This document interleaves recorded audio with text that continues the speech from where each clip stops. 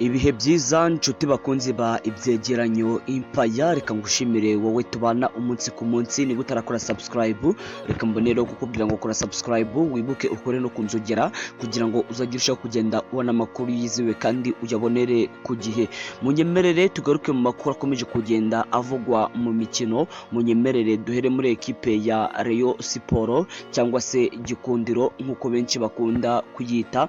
Iyi kipe yitwa Gikundiro cyangwa se Rayon Sport irimo irategura umukino udasanzwe kuri Rayon Day. Ni umukino iyi kipe igomba guhoramo n'ikipe yitwa Yanga Africa. Iyi Yanga Africa ni yahangaha mu gihugu cya Tanzania, dore ko iyi kipe yitwa Yanga Africa ni ikipe y'ubukombe. Biciye kuri perezida wayo wa Yanga Africa yamaze kwemeza ko bazakina umukino wa gishuti na ekipe ya Rayon Sport. Ni umukino uzabera mu Mahoro Stadium bizihiza umunsi wa Rayon Day. Ariko ibyo ngibyo ntago ari byo ngendereye kubabwira, ahubwo ndashaka kubagezaho amakuru nkura mu butasi. Nuko iyi kipe ya Gikundiro bidasubirwaho yitwa Michael Sarpongo cyangwa se Sarupongo.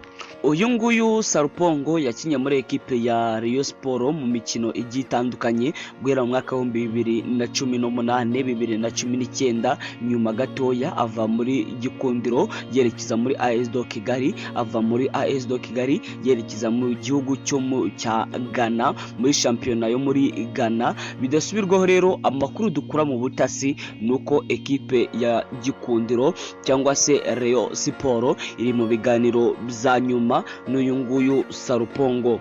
Iyi kipe ya Rayon Sport ikomeje kugenda yitwara neza ku isoko ry'igura n'igurisha ahangaha mu gihugu cy'u Rwanda, hanyuma yuko umunsi ku munsi ikomeje kugenda isinyisha intwaro zikomeye cyane. Iyi kipe rero yageze muri Ghana ivugisha uyu Michael Sarupongo kugira ngo bumvikane ku masezerano, barebe ko uyu nguyu Sarupongo yaza akerekeza muri ikipe ya Rayon Sport. Ntagindutse rero uyu nguyu Sarupongo agomba kwerekeza muri ekipe ya Rayon Sport. Sarupongo yavuye muri Rayon bitewe n'ibibazo bigiye bitandukanye, dore ko cyane cyane bavugaga ko uyu Sarupongo atari mwiza hanze y'ikibuga, bakagenda bamushinja ibintu bigiye bitandukanye, haba amagambo akomeye Sarupongo yitwaraga hanze y'ikibuga. Ibingibi ni nabyo byatumye Rayon Sport itandukana n'uyu nguyu Sarupongo. Ariko kugeza kuri ubu ngubu, dore ko uyu Michael Sarupongo navuga ngo ni umukinnyi wagiye afasha ekipe ya Rayon Sport haba mu mikinire ya Rayon Sport, dore ko uyu mukinnyi Sarupongo yagiye abafasha bidasanzwe, haba kubatsindira ibitego, haba kwitwararika ndetse no kwitwara neza mu kibuga, dore ko mu kibuga uyu Sarupongo yari umwe mu bantu bagenderwagaho muri ekipe ya Rayon Sport. Nubwo wenda bitaje kumuhira bikaba ngombwa ko atandukana n'ikipe ya Rayon Sport, ariko bidasubirwaho Murera cyangwa se Gikundiro iri mu biganiro n'uyu mukinnyi kugira ngo barebe ko yagaruka muri ekipe ya Rayon Sport. Reka mbibutse neza ko iyi kipe ya Rayon Sport yakozwemo ubusahuzi buteye ubwoba, dore ko bayikuyemo abakinnyi batatu b'ingenzi. Aho ngaho twavuga Bugingo Hakimu. Uyu nguyu Bugingo Hakimu n'umwe mu bantu bafashaga ekipe ya Rayon Sport kuri gatatu, ariko yamaze kumusimbuza izana umugabo cyangwa guturuka mu gihugu cy'u Burundi yitwa Musore Prince. Uyu nguyu Musore Prince yaje gusimbura Bugingo Hakimu kuri gatatu. Si ibyo gusa, dore ko batwaye Ombolenga Fitina. Uyu nguyu Ombolenga Fitina navuga ko n'umwe mu bagiye bafasha ikipe ya Rayon Sport mu mikino igiye itandukanye, dore ko n'undi uyu musore Ombolenga Fitina iyi kipe ya Gikundiro yari yamuguze imukuye muri ekipe ya APR Football Club kuko babonaga ko hari byinshi yabafasha. Ariko kugeza kuri uyu munota uyu Ombolenga Fitina nawe yamaze gusohoka muri ekipe ya Rayon Sport yerekeza muri ekipe ya APR Football Club. Ibi rero bikagaragara nk'icyuho muri defense ya Rayon Sport, kuko nta Bugingo Hakimu nta Ombolenga Fitina. Ni ukuvuga ko impande zose muri ekipe ya Rayon Sport ntago zihari, ntago ziri gukora. Ibi ngibi bya byatumye ekipe ya Rayon Sport yongerera amasezerano uwo bita Serumogo Ali. Uyu nguyu Serumogo Ali ni umunyarwanda nawe ukina kuri kabiri, ariko navuga ngo kabiri ya Serumogo Ali rwose ntago ari kabiri igezweho, cyane ko haba mu gihugu, haba muri ekipe y'igihugu Amavubi, haba muri ekipe ya Rayon Sport, wabonaga ko kabiri ya Serumogo Ali rwose irakemangwa. Wabonaga ko imikinire ya Serumogo Ali ukabona ko itari ku rwego rw'ikipe nka Rayon Sport izahagararira u Rwanda muri CAF Confederation Cup ndetse no mu gikombe cy'amahoro ndetse no muri shampiyona y'u Rwanda 2025 2026. Rero ngewe banyarwandakazi simbona ekipe ya Rayon Sport yitwara neza ku ruhande rwo kuri kabiri, cyane ko uyu Serumogo Ali agize kuba adafite imbaraga z'umubiri. Icyo ni kimwe. Icya kabiri, Serumogo Ali imyaka nawe imaze kumujyana, dore ko uyu Serumogo Ali rwose ni umukinnyi mukuru cyane ku buryo mbona ko nta kintu gihambaye cyane azafasha ekipe ya Rayon Sport. Rero hanyuma yuko ekipe ya Rayon Sport bayatse Ombolenga Fitina ndetse bakayikuramo n'uyu Bugingo Hakimu, si ibyo gusa dore ko bayitwaye n'umukinnyi ukomeye ukina ku ruhande. Uyu ni umukinnyi wari umaze igihe yitwara neza muri ekipe ya Rayon Sport, ni umukinnyi wari umaze kwigarurira imitima y'abafana ba Gikundiro batari bakeya mu Rwanda, nta wundi yitwa Iraguha Haji. Uyu nguyu Iraguha Haji yagiye agira uruhare rukomeye mu bitego bya Rayon Sport mu mwaka ushize w'imikino, dore ko uyu nguyu Iraguha Haji yagiye yitwararika mu mikinire ya ekipe ya Rayon Sport. Rero kuba ekipe ya Rayon Sport irimo irakina idafite Iraguha Haji, nge mbona ko ni igihombo gikomeye cyane izagira umwaka utaha w'imikino, kuko simbona ko mu by'ukuri abandi bakinyi bose yazana kuri uru ruhande rwa Iraguha Haji bizabasaba kumenyera shampiyona y'u Rwanda, bizabasaba guhuza na bagenzi babo kugira ngo babe bahuza mu mikinire, mu gihe uyu nguyu Iraguha Haji yaramaze kumenya uburyo Abedi ahagarara. Uyu nguyu Iraguha Haji yaramaze kumenya uburyo abakinyi ba Rayon Sport bahagarara. Si ibyo gusa, dore ko iyi kipe ya Rayon Sport yatakaje kapiteni wayo wari uyifatiye runini. Banyarwandakazi, ndagira mbabwize ukuri ko gusohoka kwa Muhire Keve muri ekipe ya Rayon Sport ni ikintu gikomeye cyane, ni icyuho kidasanzwe muri ekipe ya Rayon Sport, dore ko uyu nguyu Muhire Keve navuga ko iyi mikinire ya Murera niwe yari yubakiyeho. Rero kuzakina badafite uyu nguyu Muhire Keve, mbona ko mu by'ukuri ni icyuho kidasanzwe muri ekipe ya Rayon Sport, dore ko Rayon Sport mu by'ukuri ngewe mfite impungenge y'ukuntu izitwara umwaka utaha w'imikino idafite abakinnyi bayo bagiye bakomeye nk'abangaba nagiye ngarukaho, haba Muhire Keve, Ombolenga Fitina, Iraguha Haji ndetse na Bugingo Hakimu. Abangaba ni abakinnyi bakomeye cyane bari bafatiye runini ekipe ya Rayon Sport, ariko kugeza kuri uyu munota batakibarizwamo. Ariko nubwo bimeze gutyo, hari abarabu babiri, umwe yitwa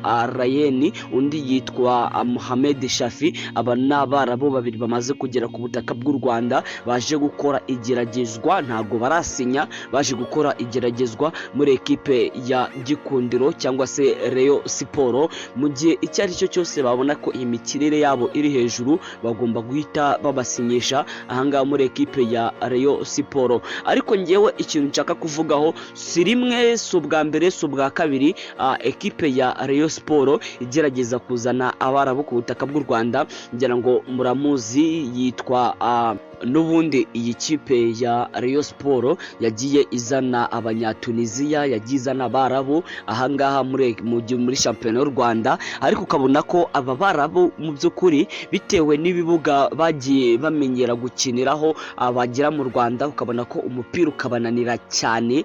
Mu by'ukuri ukabona ko ntago wava gukina muri shampiyona ya Maroc, ntago wava gukina muri shampiyona ya Canada ngo uraza gukinira ku bibuga by'inyarugenge. twavuga nk'ikibuga cya Musanze, twavuga nk'ibibuga bigiye bitandukanye, ukabona ko rwose aba Barabu ngewe sinumva ko ari ikintu gikomeye cyane bagomba kuzafasha ekipe ya Rayon Sport. Wenda bayifasha mu mikino nyafurika mu gihe iyi kipe ya Rayon Sport yaba yagiye gukina hanze y'igihugu cy'u Rwanda ku bibuga byiza nko muri za South Africa, mu Barabu ndetse n'ahandi. Ariko kubona ko aba Barabu ikipe ya Rayon Sport iri kuzana kubategerezaho umusaruro muri shampiyona y'u Rwanda, nge ntago mbibona. Mbona ko mu by'ukuri aba Barabu nta kintu gikomeye cyane bazafasha iyi kipe ya Rayon Sport. Ngira ngo murabizi neza n'ubundi iyi kipe ya Rayon Sport yigeze izana rutahizamu yitwa Yusefu. Uyu nguyu Yusefu ngira ngo mwabonye ko nta kintu gikomeye cyane yigeze afasha iyi kipe ya Rayon Sport, kandi nawe ni umukinnyi wavuye mu Barabu aza muri shampiyona y'u Rwanda ategerejweho ibitangaza, ategerejweho guca incundura ndetse no gukora ibitangaza muri ekipe ya Rayon Sport. Ariko ngira ngo murabizi neza ko ntago byigeze bimuhira uyu Mwarabu Yusefu, ntago byigeze bimuhira. Rero nge simbona aba Barabu Rayon iri kuzana hari ikintu gikomeye bazakora ahangaha i Nyarugenge. Ngira ngo murabizi neza ko iyi kipe yitwa Rayon Sport yigeze izana n'umunya Brazil muri shampiyona y'u Rwanda, nawe araza ariko ukabona ko imikinire ye rwose ku bibuga byo mu Rwanda dusanzwe tuziranyeho, nkabona ko aba Barabu nta kintu gikomeye cyane mbona bazafasha ekipe ya Rayon Sport mu gihe inkingi za mwamba iyi kipe yari ifite zakomeje kugenda zisohoka muri ikipe buhoro buhoro. Rero nge simbona ko iyi kipe ya Rayon Sport izitwara neza yubakiye kuri aba Barabu iri kuzana muri shampiyona y'u Rwanda. Ariko amakuru meza n'ubundi natangiye mbabwira nuko iyi kipe ya Rayon Sport igiye kuzana abanyakenya bakina muri shampiyona ya Tanzania. Ni abanyakenya babiri, abangaba bakina muri shampiyona ya Tanzania. Abangaba rero bagomba kwerekeza muri ekipe ya Rayon Sport, abangaba bagomba kwinjira muri shampiyona y'u Rwanda nta gihindutse. Aba rwose bategerejwe ahangaha i Nyarugenge muri shampiyona y'u Rwanda muri ekipe ya Gikundiro cyangwa se muri ekipe ya Rayon Sport. Si ibyo gusa, dore ko ni umunyegana yitwa mu by'ukuri Michael Sarpongo cyangwa se Michel Sarpongo, nawe ari mu biganiro bidasanzwe na ekipe ya Rayon Sport. Nta gihindutse nawe dushobora kuzabona ari yerekeza muri ekipe ya Rayon Sport. Si ibyo gusa, dore ko iyi kipe ya Rayon Sport ikomeje kugenda yongerera abakinnyi bayo amasezerano, n'abakinnyi isanzwe ifite muri ekipe ya Rayon Sport ikomeje kugenda ibongerera amasezerano ko bukeye nuko bwije. Rero nta gihindutse dushobora kuzabona wenda iyi kipe ya Rayon Sport igerageza kwiyubaka, igerageza kongerera abakinnyi amasezerano, igerageza kongera imbaraga muri ekipe kugira ngo wenda turebe ko umwaka utaha w'imikino dushobora kuzabona ekipe ya Rayon Sport iryana cyane. Mu gihe ekipe ya Rayon Sport navuga ngo harimo akavuyo, dore ko muri ekipe ya Rayon Sport harimo ubukene budasanzwe, amafaranga ntayahari, abasaza uko bukene uko bwije barasubiranwamo muri ekipe ya Gikundiro. Rwose nta kindi kintu kiri kubagora usibye ikibazo cy'ubushomeri bukomeje kugenda buvuza ubuhuha muri ekipe ya Rayon Sport, dore ko ahangaha muri Rayon Sport ubukene bumeze nabi. Ahangaha muri Rayon Sport amafaranga rwose niyo kibazo, dore ko umutima wo kugura abakinnyi barawufite, umutima wo gutwara igikombe barawufite, kuko n'ubushize ishize ngira ngo mwabonye ukuntu Rayon yahatanye kugeza ku munota wa nyuma. Rero n'ubu ngubu rwose umutima wo kugura abakinnyi iyi kipe ya Rayon Sport irawufite, ndetse n'umutima wo kwitwara neza mu mikino nyafurika, cyane ko iyi kipe ya Rayon Sport niyo yonyine yageze mu mikino nyafurika mu matsinda ya CAF Confederation Cup. Nta yindi kipe irabikora ku butaka bw'u Rwanda. Rero ukabona ko umuhati, umwete n'imbaraga iyi kipe ya Rayon Sport barabifite, ariko nanone ubukene bwo muri Rayon bukaba bukomeje kugenda buyikoma mu nkokora, bukaba bukomeje kugenda butuma iyi kipe ya Rayon Sport ititwara neza ku isoko ry'igura n'igurisha, dore ko uko bukene uko bwije baragura abakinnyi basigaye ku isoko bitewe no kubura ubushobozi ubushobozi bitewe n'amafaranga makeya iyi kipe ifite, ariko reka dutegereze turebe ngo ese umwaka utaha w'imikino muri ekipe ya Rayon Sport bizaba byifashe bite, bizaba bihagaze bite, ko iyi kipe ya Rayon ifite umwete n'imbaraga zo kugura, ese bizayihira cyangwa se ntabwo bizayihira. Reka dutegereze turebe ese iyi kipe ya Rayon Sport kifite abafana benshi, kuki aba bafana batayitera ingabo mu bitugu bakayitera inkunga kugira ngo ibe yakitwara neza ku isoko ry'igura n'igurisha, cyane ko burya abafana baramutse bateranyije amafaranga banyuze mu mafani crepe babona ubushobozi iyi kipe ikaba yakitwara neza ku isoko ry'igura n'igurisha. Rero reka tubitegeze turebe uko umwaka utaha w'imikino uzaba wifashe nuko uzaba uhagaze. Inshuti bakunzi ba ibyegeranyo Empire, reka mbashimire cyane mwe tubana umunsi ku munsi. Reka nkubwire wowe wakoze subscribe ngo w'agaciro, nawe utarakora subscribe urimo rakikanwa n'ibyiza bibera aha ngaha, kora subscribe ukore kunzogera kugira ngo tuzajye tubana uko buke nuko bwije. Ndabashimiye cyane.